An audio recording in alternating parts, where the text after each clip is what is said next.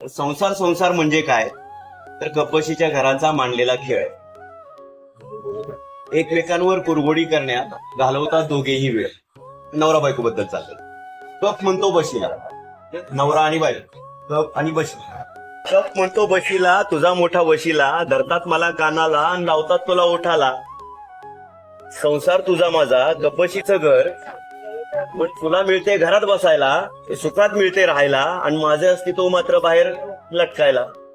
तर संसार तुझा माझा कपशीचं घर, पण तुला मिळते घरात बसायला, सुखात मिळते राहायला, पण माझे अस्तित्व मात्र बाहेर लटकायला.